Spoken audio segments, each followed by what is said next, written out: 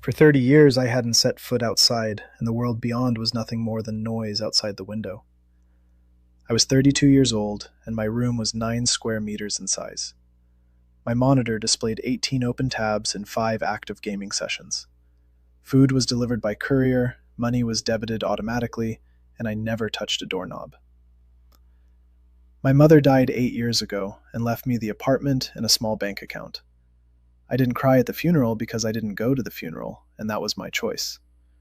People outside were a source of anxiety, and I had long since stopped making excuses to them. The system was fine-tuned to run on autopilot, and life had been running smoothly for many years in a row. Then August arrived, and with it came thunderstorms that I could hear through the double-paned windows. I opened the window for the first time in 3 months because the air conditioner had finally broken down. It was 37 degrees, and even at night the temperature didn't drop below 30 degrees. I sat by the open window and watched as a cloud covered the sky over the residential area. Lightning struck the antenna on the roof, and the current ran down the wall straight into my room. I managed to see a white flash and feel a jolt in my chest, and then it went dark. There was no pain, and that would have surprised me if I'd had time to be surprised. The darkness lasted a long time, and then, somewhere within it, numbers appeared that I hadn't expected. The numbers were green and hung in the void like the interface of a bad mobile game. The first line stated that the status had changed and the rebirth was 100% complete. The second line listed the stats: strength, 8 out of 100, agility 11, intelligence 47, and luck 3. The third line informed me that a first-level observation and analysis system was available to me. The fourth line offered me the choice to accept the terms and begin, or refuse and disappear forever. I smiled because 30 years of gaming experience isn't just a hobby, it's a foundation. I chose to accept, and the numbers flashed and faded, and the darkness gave way to the scent of foliage. The ground beneath my hands was soft and damp, smelling of humus and something sharp and alive. I opened my eyes and saw a forest unlike any I could recall. The trees rose 30 meters high, and their crowns closed in like the vaults of a cathedral overhead. Light filtered through the foliage in patches, and the air was thick with the scent of grass and moisture. My body felt different, and I realized it immediately because my arms supported my weight differently. The system interface flickered in the upper right corner of my field of vision like an overlay. The system hadn't detected any visible dangers within a 50-meter radius yet. I lay on my back, gazing up at the canopy of leaves, and made the first real calculation of my life. The conditions were hostile. There were no resources, and no one knew I was here. 30 years of seclusion had given me one thing that neither money nor power can provide. I knew how to think in the confined space, not to panic, and not to waste my actions. The system flashed and displayed a new line indicating that there was life nearby. The marker pointed northeast, and the distance was about 800 meters as the crow flies. I stood up and felt that my body obeyed me better than my old body ever had. My strength was 8 out of 100, which wasn't much, but my intelligence of 47 gave me something else. I smiled quietly and headed northeast because the first step is always obvious. The 800 meters through the forest took longer than I expected because of the roots. The system updated the data every 30 seconds, and the number of markers grew gradually. At first there was 1 marker, then there were 3, then 7, and then 11 all at once. I stopped behind the trees 40 meters away and began observing in silence. They were working by the water. There were 13 of them, and all of them were women, without exception. The system provided basic data: elf race, and a level ranging from 4 to 19 for each. Their ears were long and pointed, and their hair was light, ranging from wheat-colored to white. Their movements were precise and economical, like those of people who have been doing the same thing for many years. One was carrying a bundle of firewood, another was mending a net, and a third was sharpening something by a large rock. The settlement was small, and I counted 7 structures, 3 of which looked inhabited. The palisade was low and sparse, sufficient only against beasts, but not against a serious enemy. I looked at it and saw not beauty but vulnerability, which none of them noticed. The system suggested a new line, and I read it without moving or changing my position. The line reported that a settlement had been detected with no males and a population of 13. The second line provided an assessment. Defensive potential was low, and the resource base was critically small. The third line offered 3 options for action, and I read all 3 and chose the first. The first option was called Observation and Analysis, and granted a temporary +2 bonus to intelligence. I chose it, stayed behind the trees, and continued watching for another 20 minutes straight. They weren't careless, but they didn't know anyone was watching, and that gave me everything I needed. Their food supplies were visible through an open passage in the farthest building to the right of the water.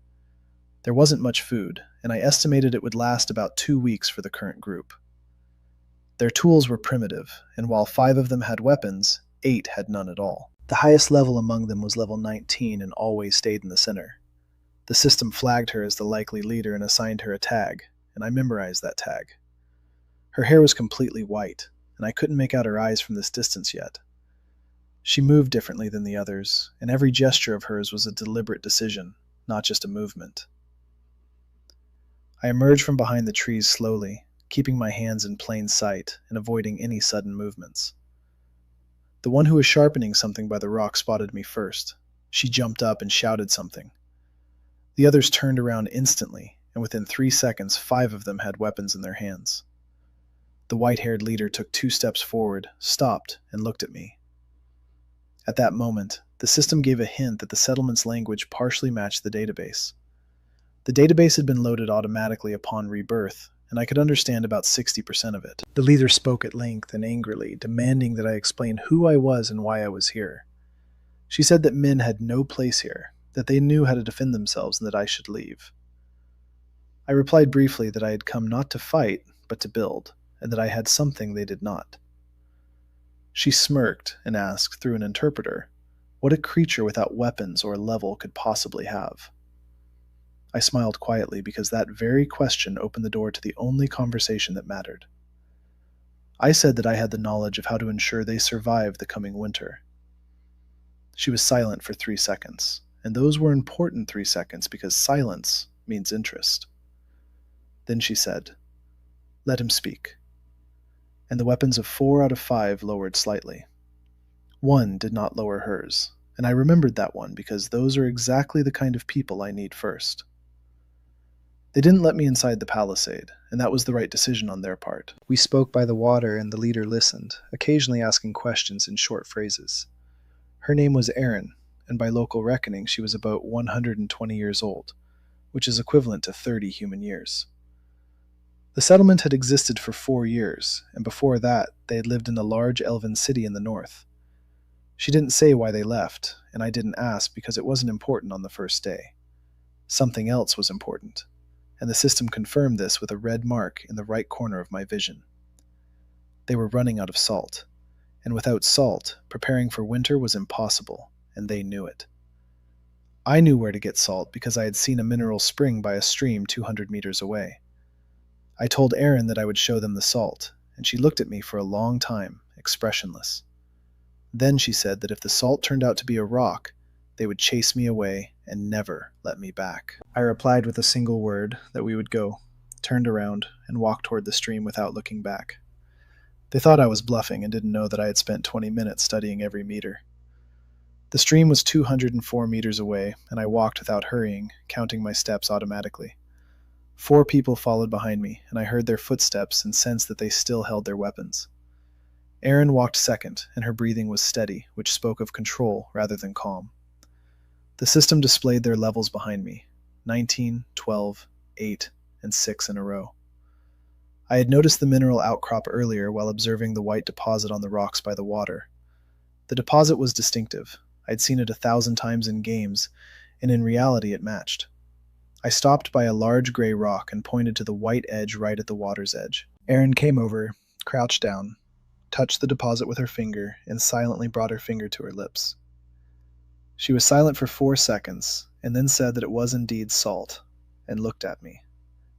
Her gaze was appraising, and there was no gratitude in it, and I liked that about her. Gratitude would have meant she'd already decided to trust me, and trust without verification is a weakness. Evaluation meant she was thinking, and a thinking person is someone with whom you can build something. I said the opening was large and led under a rock, and there were enough supplies there to last at least 2 years. She asked how I knew that, and I replied that I had been watching carefully as I walked through the forest. It was the truth, and, at the same time, not the whole truth, and she sensed it from the pause she made. Then she said that in exchange for the information about the salt, they were willing to give me food for 3 days and leave. I smiled quietly because that very response showed just how little she understood. 3 days' worth of food in the forest without tools or weapons, with a strength of 8 out of 100, is a death sentence. But I didn't need this bargain, and I told her so directly, without explanation or gentleness. I said that salt was the first thing, and that she hadn't yet seen or heard the second and third. Erin stood up, crossed her arms, and looked down at me, even though we were the same height. She said that a stranger with no rank and no weapons thinks too highly of himself for the forest. The elf who hadn't lowered her weapon earlier stood to the right, watching me without emotion. The system gave me her stats. Name, Lear, level 12, class, Ranger, and 4 years of experience. I turned to Lear and said she'd done the right thing by not lowering her bow at the palisade. Lear didn't answer, and her expression didn't change, and that was the best answer out of all the possible options. Erin frowned slightly because I hadn't addressed her, and this shifted the dynamic a little. It was a small shift, but I worked with small shifts, because there weren't any big ones yet. I told Erin that I would stay at the edge of the settlement and wouldn't enter without an invitation for 3 days. In 3 days, I would show them 2 more things, and if they weren't needed, I would leave without argument. She looked at me, and I waited, adding nothing because there was no need to add anything. The silence worked in my favor because the salt was already at her feet, and that was a fact, not just words. She agreed and called it a test, and I accepted that word and didn't correct her. They thought they were giving me a chance and didn't know that I had already begun the second phase of my plan. I spent the first night by the stream, and the system ran in the background, collecting data. By morning, I had a complete map of the perimeter within a 500-meter radius of the settlement. 4 possible expansion points, 2 water sources, and 1 source of stone for the walls. Tracks of a large beast 180 meters to the west, and they were 3 days old. In the morning, I found a dry tree that had fallen and was already beginning to split at the base of the trunk. From the split wood, I could extract fibers, and from the fibers, I could make rope. I worked for 3 hours, and my hands ached because strength level 8 is almost nothing when it comes to physical labor. The system notified me that the rope-making skill had been unlocked and assigned to level 1. By noon, I had 8 meters of rough rope, and I made a simple trap out of it. The trap was a noose on an animal trail, and I set it 60 meters from the settlement. Lear watched me from the edge of the forest, and I saw her mark in the system, but didn't let on. She watched me work, and that was more important than if she had simply gone back. By evening, there was a bird in the trap, the size of a large pheasant and weighing about 2 kilograms. I brought it to the edge of the stockade, laid it on the ground, and stepped back 10 paces in silence. A young elf, level 6, came out, took the bird, carried it away, and said nothing. Erin watched all this from behind the stockade, and I smiled quietly and returned to the stream. They thought I was feeding off their charity and didn't know that the bird was the second of 3. The first was salt, the second was the bird, and the third would be what completely changed their attitude. The system showed progress on the first task, established trust, and the current value was 42%. 42% in a day and a half, starting from 0, was a good pace for first contact. At night, I heard people talking in the settlement, and individual words drifted through the palisade to me. I didn't understand everything, but I understood the main point, and the main point was that they were arguing about whether to keep me or not. One voice was against it, and I recognized the tone. It wasn't Erin or Lear, but a third person. In the morning I'll find out who it is, and that will also be part of the calculation because opponents matter from day 1. In the morning, the system showed an update, and a new line appeared in the right corner of my view immediately. The line reported that the trust level had risen to 48% overnight without any action on my part. This meant that the conversation inside the stockade had worked in my favor while I slept by the stream. I got up, washed my face, ate the rest of yesterday's catch, and began thinking about the third step of the plan. The third step had to be something that couldn't be ignored and couldn't be explained away as a coincidence. The salt was a find, and the bird was a demonstration of skill, and the third had to be systematic. I looked at the palisade and saw 3 obvious gaps through which a medium-sized beast could enter freely. The system confirmed. The probability of a large predator breaking through the western section was 71%. I started working at dawn. I had no tools, so I used stones, branches, and rope. My weaving skill had risen to level 2 overnight, and the rope now came together faster and was stronger. I reinforced the western section of the palisade from the outside, and it took 4 hours of hard work. Strength 8 caused fatigue quickly, so I took 5-minute breaks every half hour without fail. 3 hours into the work, an elf I hadn't seen up close before came out of the gate. The system provided data immediately. Name Sevi, level 14, class Earth Mage, and age mature. She looked older than the others and moved with a kind of slowness that comes from confidence. Sevi stopped 5 meters away and watched my work. Her expression was inscrutable. She said that strangers don't repair other people's fences without a reason, and she wanted to know the reason. I replied that the reason was simple. The western section would let a bear through that very night.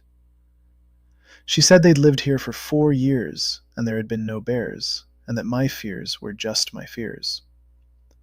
I said the tracks were 180 meters to the west, 3 days old, and she should go check them out. Sevi looked at me for a long time, then turned around, went inside, and said nothing more. 20 minutes later, Lear came out with a bow, headed west, and returned an hour later. She went inside and said nothing to me, and I continued working because the answer was clear. If there had been no tracks, Lear would have said so, because in her case, silence meant yes. I finished the western section and moved on to the northern one, where there was a different kind of problem. The northern section wasn't broken but had been built incorrectly, and the stakes stood with a gap of 2 fists width. A bear couldn't get through such a gap, but a hand with a weapon could, and that was worse than a bear. I began rearranging the stakes, and it was harder because the ground here was rocky underneath. At noon, Erin came out, stood there, and watched me work on the northern section in silence for a long time. She asked why I was narrowing the gaps, and I explained about the hand with a weapon, and she nodded once. Then she said that Sevi considers me dangerous, and that Sevi is rarely wrong about people. I replied that Sevi was right, and that dangerous and hostile were different words with different meanings. Erin paused and then said that was a beautiful answer for a level 0 being. I said that my level in their system was 0, but that was their system and not the only one possible. She looked at me differently, and in that gaze appeared something that hadn't been there before. Not yet distrust, but curiosity. And curiosity was a sufficient result for the middle of the day. Sevi came out again at 3 o'clock in the afternoon, and this time she didn't come alone but with 2 others behind her. The 2 were young, with levels 7 and 8, and they stayed slightly behind her. Sevi said that the settlement made decisions together, and that she demanded a general vote. She said that a stranger was strengthening their walls, and that meant he was studying their walls from the inside. The logic wasn't bad, and I noted it to myself because you can't underestimate your opponents. She kept talking, and every word she said was directed against me and in favor of my expulsion. She said they had no men, not because there were none in the world, but because they had left of their own accord. She delivered that last sentence with emphasis, and in it lay a story I hadn't yet heard. Erin listened to Sevi, her face calm, and I read that calmness as an effort. The system showed a trust level of 51%. It was above 50, but not critical. I waited for a pause and said one sentence that completely shut down Sevi's entire monologue. I said that tonight they would see for themselves why I had been fortifying the western sector until dark. Sevi opened her mouth and closed it again, and that was the only second when her composure faltered. She couldn't argue with a future event that hadn't happened yet, and that stopped her words. Erin looked at Sevi and then at me and said the vote would take place after tonight. I nodded, turned away, and continued working on the northern section without another word. They thought I had put everything on the line and didn't know that the bear was already heading toward them. The system detected the movement of a large object 110 meters to the west at 1800 hours. The object weighed an estimated 200 to 250 kilograms and was moving straight ahead. I finished the northern section and sat down by the stream to wait, and darkness fell 2 hours later. The beast appeared at 10:30 p.m., and the system emitted a soft beep. It struck the western section. The impact was strong, but the palisade held, and the beast struck again. Inside the settlement, people shouted, and a fire was lit, and Lear came out with a bow and fired 3 arrows. The beast left after the 3rd arrow, and darkness swallowed it up, and it grew quiet, and then very quiet. Erin came out through the gate and approached me. She was silent for a minute, gazing at the western section. Then she said there would be no vote, and that I could go inside tomorrow morning if I wanted to. I said one word in reply, and that word was, "Good." And I added nothing more to it. Sevi stood at the gate and looked at me, and in her gaze there was no defeat, only assessment. Assessment was more dangerous than defeat, and I remembered that because people like that don't stop. In the morning, I entered the gate, and the system immediately updated the map and added the inner perimeter. 13 structures, not 7 as I had counted from the outside, because some were hidden around corners. The settlement covered about 2,000 square meters, which was very little room to grow. The system marked 4 zones in red as critically inefficiently used space inside. The elves looked at me in different ways, and I read each gaze as a separate source of data. 3 looked at me with curiosity, 2 with wariness, and 1 turned away and left immediately. The one who turned away was a level 9, and the system gave her the name Aina, and a note indicating a connection to Sevi. I memorized Aina's name and continued to follow Erin, who was walking toward the central building without saying a word. The central building was larger than the others, and inside there was a table, benches, and a hearth by the wall. Maps lay on the table, and I didn't recognize them at first because they were drawn differently than I had expected. Erin said these were maps of the surrounding area, and that 40 kilometers to the north there was an orc camp. She said this calmly and without panic, which meant that the threat was already familiar to them. The system requested permission to process the cartographic data, and I gave permission without a word. 8 seconds later, an overlay with a digitized version of the map appeared in the right corner of my field of view. The Orochi camp was marked, and the system added the estimated travel time to the settlement: 6 hours. Another marker appeared 22 kilometers to the east, and the system marked it with a question mark. I asked Erin what was to the east, and she looked at me and at the map and paused. Then she said there used to be a human settlement there, but 3 months ago it had stopped responding. Stopped responding meant one of 2 things, and both options were bad news for the little forest. I didn't say that out loud. I just nodded and asked her to show me the entire settlement from the inside. Erin led me through all 13 buildings, and I counted, measured, and memorized everything. The granary was 30% full, and that wouldn't be enough until the next harvest. There were few tools, and half of them were in poor condition and needed to be replaced or repaired. There was only one well, and it was in the center, a vulnerability I noted immediately.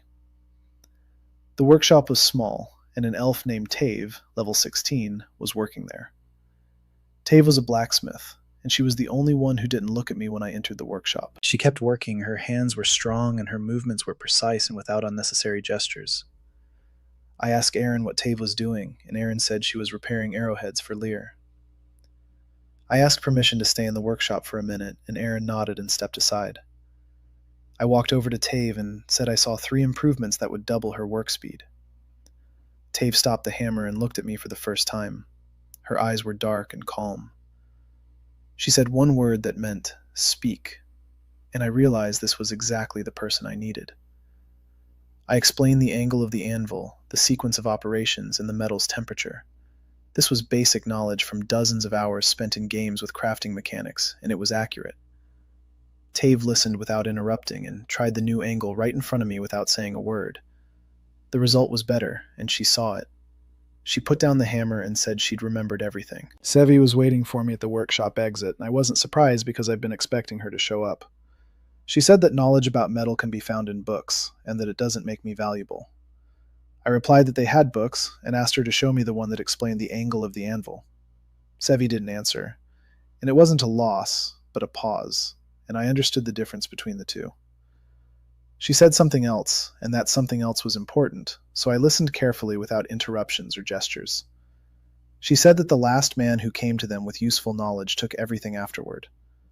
Took everything meant something specific and heavy, and I didn't ask what exactly it was right then.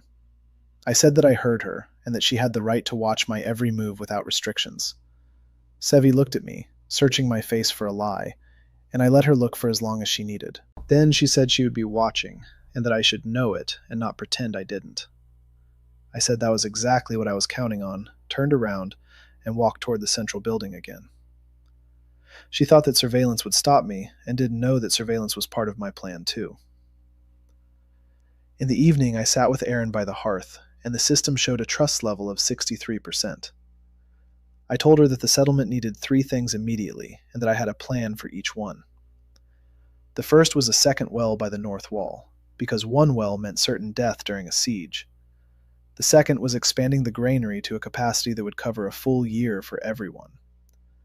The third I saved for last, and Erin listened as the fire illuminated her face evenly, without shadows. The third was training, and I said that each of them must be able to do more than one task. Erin said that they already knew how to do a lot, and I agreed, but said that it wasn't enough yet. She asked why it wasn't enough, and I replied that the orcs 40 kilometers away wouldn't wait forever. Erin stared into the fire and was silent for a long time, and I didn't rush her because it was her decision. Then she said that in the morning she would gather everyone, and I would speak, and they would listen and decide.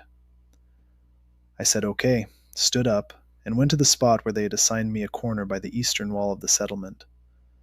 The corner was small and cold, and it was the best I'd had in 32 years of life. In the morning, all 13 gathered at the central building, and it was the first time I'd seen them together. The system scanned each one and provided data, and I read it quickly and committed it to memory effortlessly. The average level for the group was 11.3, and the range went from 6 to 19 inclusive. The youngest was about 60 years old by local reckoning, which equaled 15 human years. Her name was Faye, and her level was 6. She stood slightly behind the others and looked at me, not with fear or hostility, but with that special attention that quick minds possess. I noted Fane and silently added her to my list of priority contacts next to Tave and Lear. Sevi stood to Aaron's left, her hands folded, her face closed off and impassive. Aaron said briefly that the stranger would speak and everyone would listen, and then each would have their say. I stood up and didn't wait for silence to settle in because it was already there anyway. I began not with a plan but with numbers, because numbers don't require trust and don't ask for it from people. 30% grain, 1 well, a breach in the west, and orcs 40 kilometers away. I addressed each problem in a single sentence, gave a single number, and moved on to the next. No explanations, no drama. Just facts they already knew but hadn't put together. When I finished listing them, there was a silence in the room, of a different quality than at the start of the meeting. The system showed the audience's average attention level as high, confirming that the method was working. Then I moved on to the plan, which consisted of 3 phases with specific deadlines for each. The first stage took 14 days and included a second well and the expansion of the granary. The second stage took 30 days and included fortifying the entire perimeter and creating a second tier. The third stage took 60 days and included expanding the settlement and accepting new residents. Sevi spoke after the third phase, and her voice was steady, every word precise. She said that new residents meant new decisions about who to accept and under what rules. She said that one person shouldn't determine the rules for everyone, and that was fair.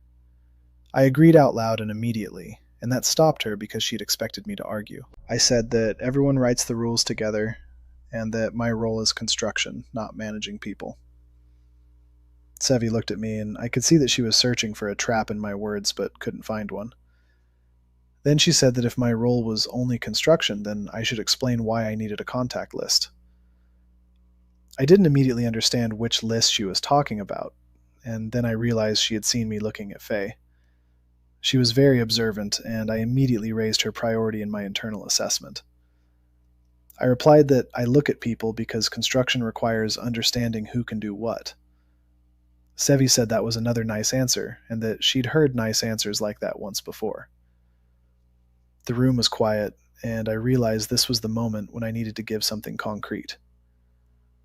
I looked at Faye and asked Aaron what the youngest one's name was, and Aaron gave the name calmly. I said that Faye thinks faster than the rest and that she should check my grain calculations herself. Faye flinched, then straightened up, and the expression I'd been waiting for appeared in her eyes. Sevi fell silent because I had just handed control over to the group rather than keeping it for myself. Fane approached and I dictated the numbers to her. She calculated in her head, her lips moving slightly. A minute later, she said the calculations were correct, that there wouldn't be enough grain, and that was the truth, and that was all. Aaron nodded once, turned to the group, and asked who was against the first stage of the plan. Silence was the answer, and the system showed a confidence level of 71% at that moment. The vote went quickly, and the first stage was approved unanimously, while the second was approved by a vote of 10-2. The two against were Sevi and Aina, and I noted this down. I wasn't surprised and didn't show that I'd written it down. The third phase was postponed until the results of the first were in, and that was a reasonable decision which I accepted calmly. The meeting ended and people began to disperse, but Fane lingered and looked at me questioningly. I told her that if she wanted to help with the calculations, she should come to the central table that evening. She asked why I needed an assistant, and I replied that I didn't need an assistant, but someone to check the work. Fane thought for a second, said she'd come, and left. Her gait changed slightly after that. Lear walked past me without saying a word and placed something hard and cold in my hand. It was a small knife in a simple sheath.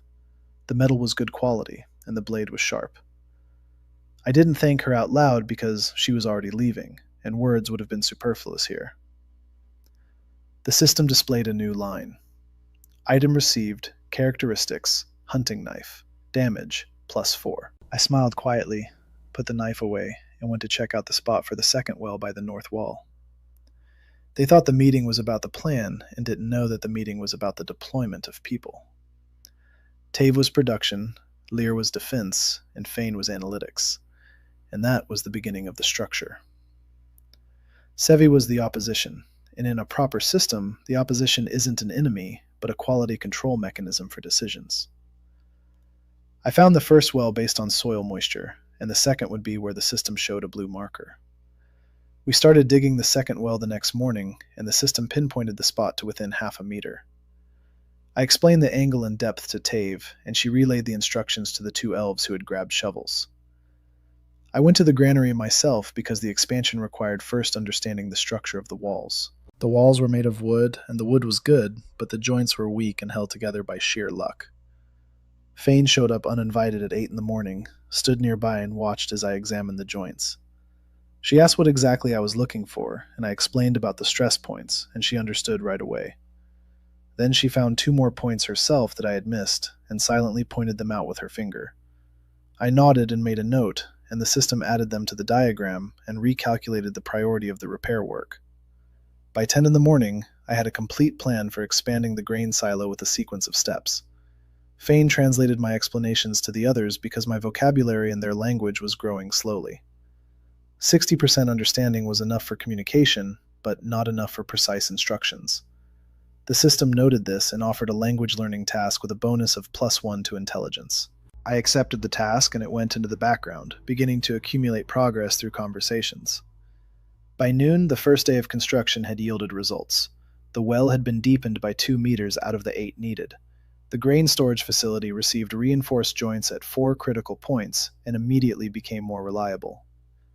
The system showed the overall progress of the first stage, 9%, and I accepted that figure calmly. Sevi appeared at noon and watched a work at the well, neither interfering nor helping. I approached her myself because ignoring an observer means losing information about their conclusions. I asked what she thought about the depth, and she replied that 8 meters was correct for this soil. This was the first neutral statement she had made to me, and I accepted it without comment.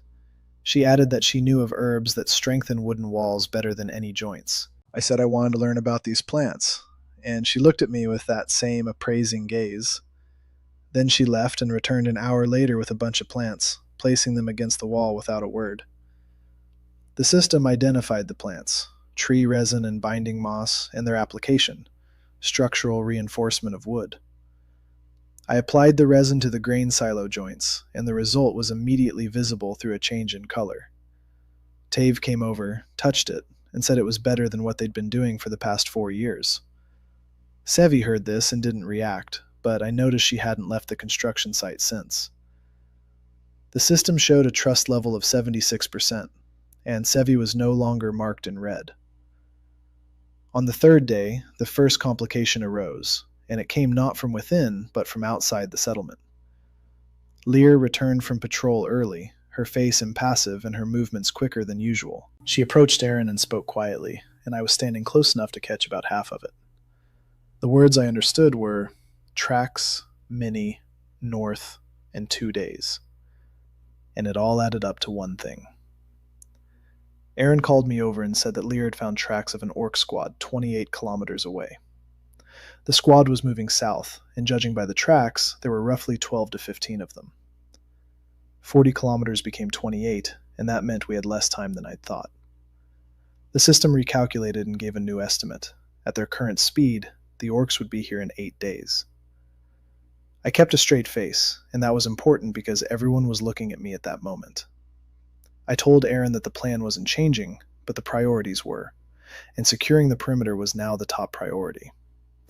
2 elves will continue digging the well, and everyone else will switch to reinforcing the walls today. Aaron nodded, turned to the group, and began assigning tasks, and the group started moving. Tave came up to me and said she had metal for the arrowheads but didn't have enough shafts. I said that the shafts are wood, and there's wood all around us. We just need the right tool to work with it. She showed me what was in the workshop, and I found what we needed, and explained the processing technique in 10 minutes. By evening, Tave had produced 18 new arrowheads, which was 3 times more than usual. Fane counted the arrow supplies and came to me with the number, 42 finished arrows. I said we needed at least 120 and that we had 8 days, and she nodded and went off to calculate. An hour later, she returned with a production schedule, and the schedule was precise and realistic with no rounding. I looked at the schedule and added 1 item, and Faye read it, looked up, and asked why. The item was about traps on the approaches, and I explained that arrows are used up, but traps can be reused. Fane said she hadn't thought of that, and that it completely changes the material cost estimate. I said that's exactly why we need someone who checks, not just someone who counts.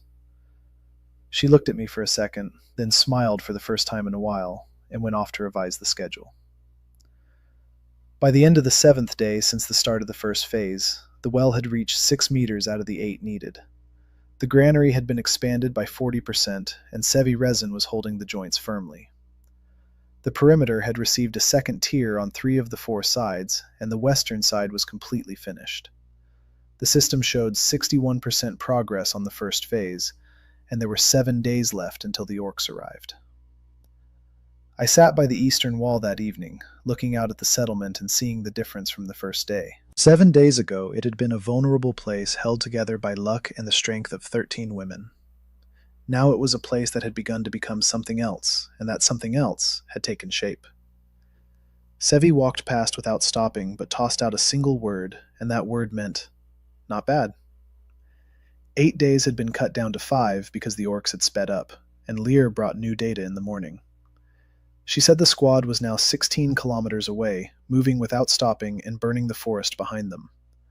Burning the forest meant they weren't hiding or scouting, but moving with a purpose, and that purpose was known to them. The system recalculated and displayed a red marker with the message, "Contact in 48 hours maximum." I gathered everyone at the central building, and this time there was no vote and no discussion.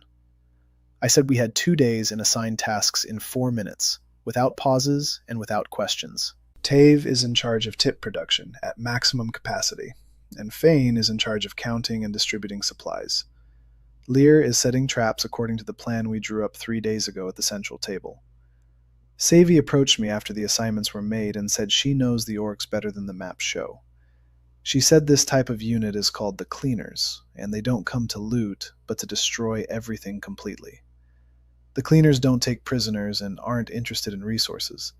Their goal is to clear the territory. I asked how she knew, and she said she once saw what was left behind after they'd been at work in the forest. This explained why the human settlement to the east had stopped responding 3 months ago. Forever. I didn't say this out loud and simply asked Sevi what she knew about their tactics and weaknesses. She spoke for 20 minutes, and I listened while the system recorded and structured the data in parallel. By the end of the conversation, I had 6 operational parameters regarding the orc tactics and 2 critical weaknesses. The first weakness was that the cleaners always attack head-on from a single direction. The second was that they don't use archers and rely on numbers in close combat. A frontal attack without archers against a fortified perimeter was an equation I knew how to solve. I smiled quietly, went to Lear, and adjusted the trap layout based on the new data. Lear listened, rearranged 4 of the 12 traps, and added 3 new ones at the northern entrance. I asked how many arrows she currently had, and she said 97 out of the required 120. Tave worked non-stop, and by the evening of the first day, the count had risen to 108 arrows ready. Fane brought the updated schedule, and it showed a surplus, which meant Tave had exceeded the plan. The night before the second day, I spent not at the eastern wall, but on the upper tier of the northern perimeter. The system was running in scan mode and updating data every 10 seconds instead of 30. At 3 in the morning, a marker appeared 8 kilometers to the north and was moving slowly but steadily. I woke Lear, and she got up without a word, grabbed her bow, stood beside me, and stared into the darkness. She asked how many there were, and I said the system was showing 13 markers, 1 larger than the others.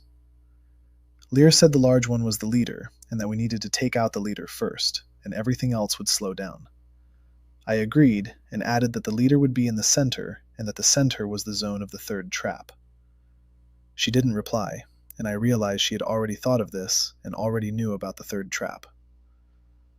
Dawn came gray and foggy, and the fog was good because it hid our preparations. I positioned the elves in their places, and the positions were simple. 4 on the northern tier with bows. 3 below at the gate with long spears that Tave had sharpened to razor's edge last night. Sevi and the 2 with her held the eastern flank in case the orcs tried to bypass the perimeter. I stationed Fane by the granary and told her that her task was not to fight, but to count and report. She wanted to object, and I said that eyes that count are more important than hands that hold weapons. Fane looked at me, nodded, and went to the granary, standing where I told her to stand. Aaron stood next to me on the upper tier, holding a long blade, silent and watching. The orcs emerged from the fog at 6 in the morning, and there were 13 of them, just as the system had indicated the night before. They moved in a tight group, with the leader in the center. He was a head taller than the rest of the group. The first trap went off 8 meters into their approach. 1 orc fell, and the squad halted for a second. Lear released her first arrow the moment they stopped, and the arrow struck the second orc to the right of the leader. The group did not retreat, but accelerated, which was exactly the behavior Sevi had described earlier. The second trap went off, and another orc fell. Now there were 10 of them, and they were already running toward the walls.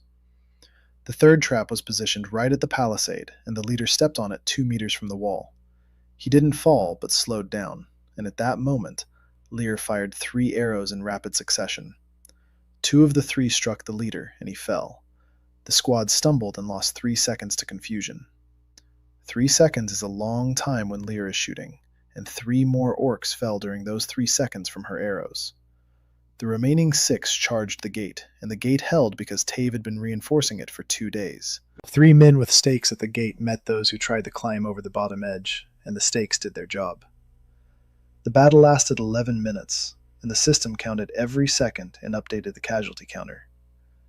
There were no casualties on our side, though 2 sustained minor injuries and Sevi got a cut on her arm.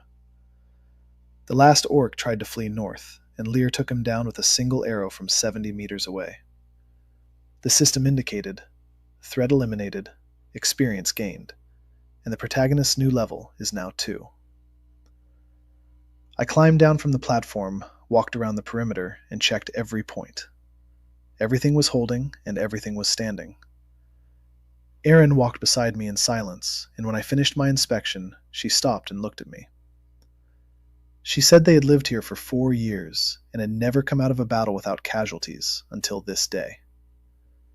I replied that today was the first time, and that next time would be better because we know more. Sevi approached, holding her hand with a cut, and looked at me, and there was no judgment in her gaze.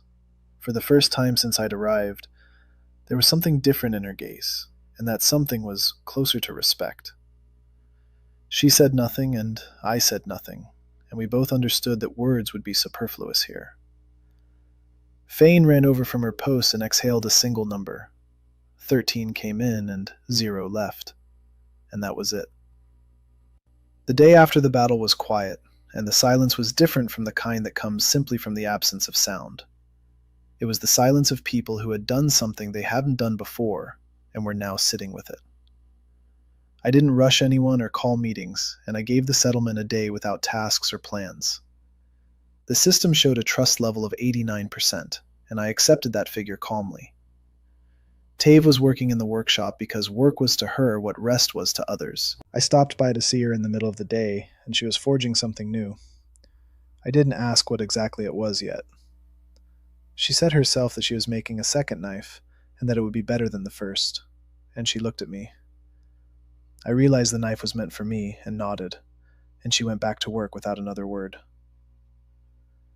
Lear went into the forest in the morning and returned at noon, bringing back information about the tracks around the settlement. There were no more orc tracks within a 5-kilometer radius, and she had checked every direction. But she found something else and placed a small object in front of me. I picked it up and examined it closely. It was a clasp from a human cloak. The metal was urban-made and of high quality. The system identified the clasp. Human-made, no more than 2 weeks old, and commercial style. Commercial style meant a merchant or a scout, and both options meant that someone had already seen us. I asked Lear exactly where she had found the clasp, and she pointed in the direction. Southeast, 3 kilometers away. Southeast was the opposite direction from the orc camp, and this completely changed the threat picture.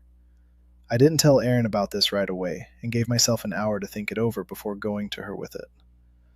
I spent the hour by the stream, thinking, while the system generated possibilities and weeded out the implausible ones.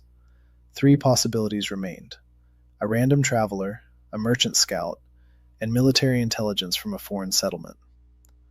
A random traveler didn't explain the quality of the clasp, and military intelligence didn't explain the solitary footprint. A trade scout was the most likely option, and that was both good news and bad news at the same time. Good, because traders don't attack, and bad, because traders always sell information. Information about the settlement of 13 elves that had just been destroyed by an orcish squad was worth a lot. I stood up and went to Erin because the hour had passed. The decision was ready, and there was no point in delaying. Erin listened to me without interrupting, and then stared for a long time at the clasp I had placed on the table. She said they had deliberately chosen this spot 4 years ago because it was inconspicuous. I said that the concealment ended the moment the orcs arrived and we met them here. She nodded, and it was the nod of someone who knew this and didn't want to know it, but had now accepted it. I laid out the plan, and it consisted of 2 parts, both of which were equally important for the future. The first part was about expansion, and I said that the settlement must become visible on its own terms. A visible settlement that controls territory is a different entity than a hidden place in the forest. A hidden place in the forest is attacked because it is weak, while a visible settlement is attacked because it gets in the way. Erin said that the difference between these 2 reasons for attack wasn't obvious to her right now. I explained that weakness invites anyone, while an obstacle invites only those with a conflict of interest. Fewer enemies with specific interests are better than anyone who happens to be passing by and decides to drop in. She thought for a minute and then said that it made sense, and that she wanted to hear the second part of the plan. The second part was about people, and I said that we needed allies and that isolation had now become a luxury. Erin tensed up, and I could tell by the way her breathing changed and her hands shifted on the table. I said that I understood why they had left the big city and why the men were part of that reason. She looked at me, and in her gaze was a question of how I knew this, and I answered honestly. I said I didn't know the details, but that the pattern was clear, and that I wasn't asking her to trust people right away. I'm asking to start trading, and trading means contact on our terms, with us controlling the distance. Erin was silent for a long time, and then called for Sevi, and this was the first time she had called for her herself. Sevi entered, and Erin repeated both points of the plan, and Sevi listened, her face impassive. Then Sevi said one sentence, and the sentence was that she was completely against contact with people. I had expected this and didn't argue. Instead of arguing, I asked her what she suggested we do about the trade scout. Sevi said to ignore him, and I said that the scout had already seen traces of the battle, and that couldn't be ignored. She fell silent, and this silence was different from before because it contained no follow-up argument. Erin said the decision would be made in the morning, and that everyone would think it over on their own during the night, without pressure and without arguments. I agreed, stood up, stopped at the door, and said the last thing I wanted to say for today. I said that 4 years ago they left to build something of their own, and they've built it, and it's clear to see. Now the question isn't whether to hide or not, but under what conditions the rest of the world will see them. That night, the system sent a new notification, and I read it while lying against the eastern wall under the open sky. The notification stated that the threshold for unlocking a new system feature had been reached: Territory Planning Mode. The mode allowed me to overlay development plans onto a real-world map of the area within a 5-kilometer radius. I activated the mode, and in the darkness, a map unfolded before me, revealing the outlines of the future.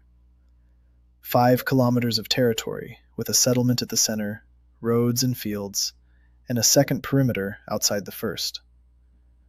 This was not a settlement of 13 elves in the forest that no one had noticed for 4 years. This was the beginning of something that had a different name, and I knew that name, but did not say it aloud. I looked at the map in the darkness and thought that the next conversation would begin in the morning, and it would be different. In the morning, Erin said yes, and that word carried more weight than all the previous conversations put together. Sevi stood nearby and was silent, and her silence this time was not an objection, but an agreement. I didn't show that I was surprised, because surprise would have meant that I wasn't sure of the outcome.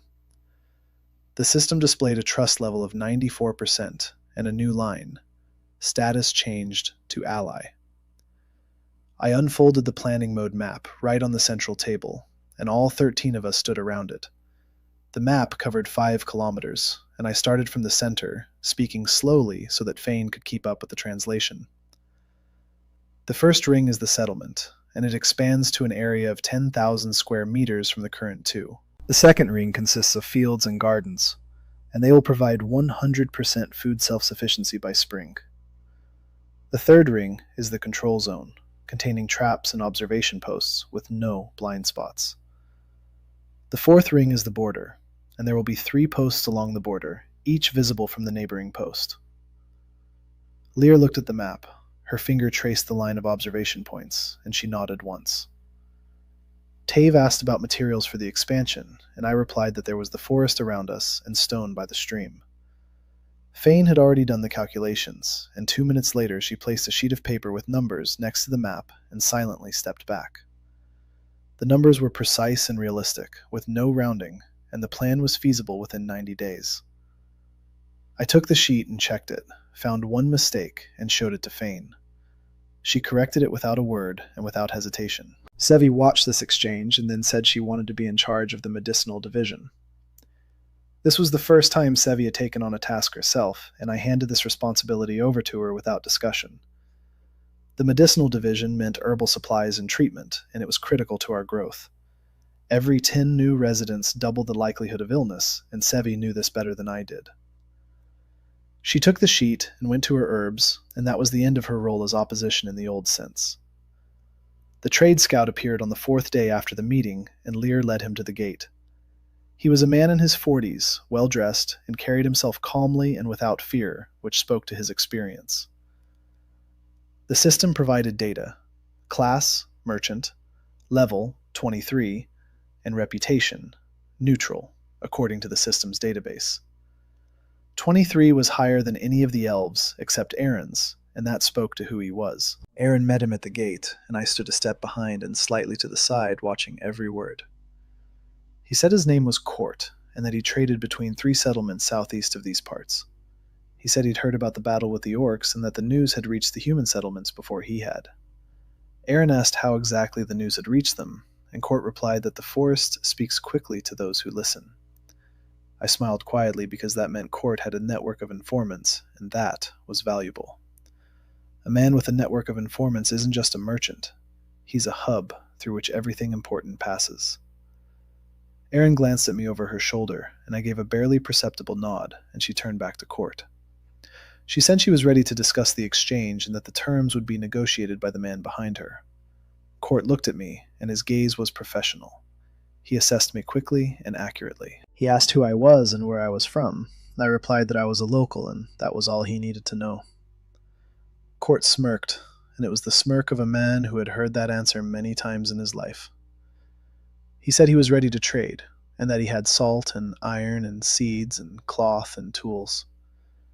We already had salt, so I mentioned the iron, seeds, and tools and named specific quantities.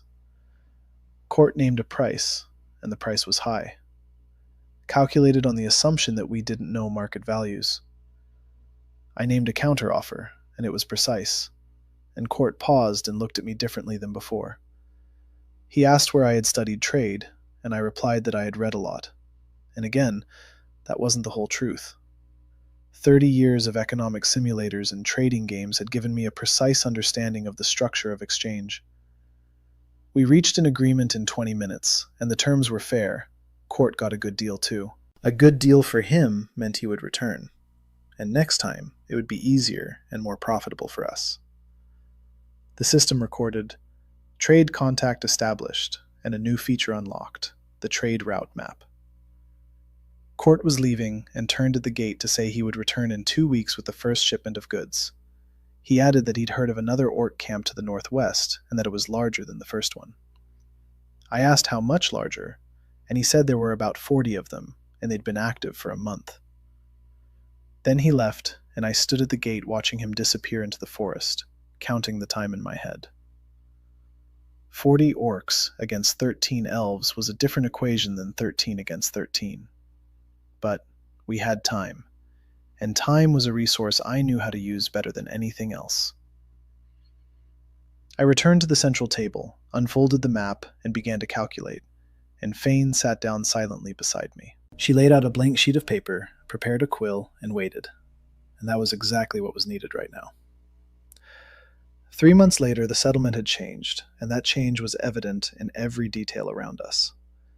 The area had grown to 8,000 square meters, and the new building stood exactly according to the map's layout.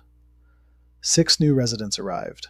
3 of them were elves, 2 were humans, and 1 was a gnome. The gnome's name was Brecca. She was level 28, and she had come on her own, saying she had heard about the settlement. Heard meant that the settlement's reputation had reached those who were looking for a place to settle, not just passing through.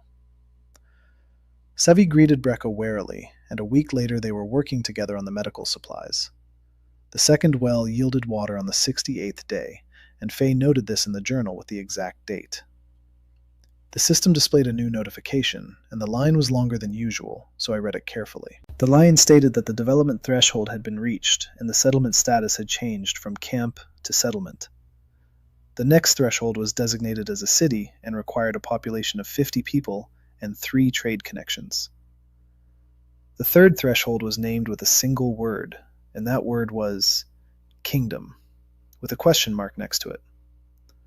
I closed the notification, stood up, went out to the upper tier of the northern perimeter, and looked at the forest. The forest was the same one I had fallen into 32 years ago after living in 9 square meters. Back then, I had nothing but 47 points of intelligence and 30 years in a confined space. A confined space teaches one main thing, and that main thing is not fear, but the ability to see the system as a whole. I smiled quietly because the question mark next to the word kingdom was not a question for me. Aaron climbed up to the tier, stood next to me, looked in the same direction I was looking, and remained silent for a long time. Then she asked what I saw when I looked at the forest, and the question was genuine, not rhetorical. I replied in a single sentence that I saw the boundaries of what did not yet exist, but was already beginning to take shape. Aaron was silent for a minute, and then said that 4 years ago they had set out to find precisely this very thing. She didn't say they'd found it, and I didn't say we'd only just begun, and we both knew both of those facts. Lear appeared below, looked up, and said the guard posts to the west and east were ready. Tave came out of the workshop. Her hands were covered in soot, and she was holding something new and looking up. Fane was sitting at a table in the central building, and the light from a candle fell on a sheet of paper with numbers and a plan. Sevi was standing by the medicine supplies, talking to Brekka, and neither of them was looking my way. That was the best sign of all, because the best sign is when the system works without you. The system in my vision displayed a new line, and the line was short, and I read it once. The line said, "The first level is built, and the next level is beginning, and there is enough time."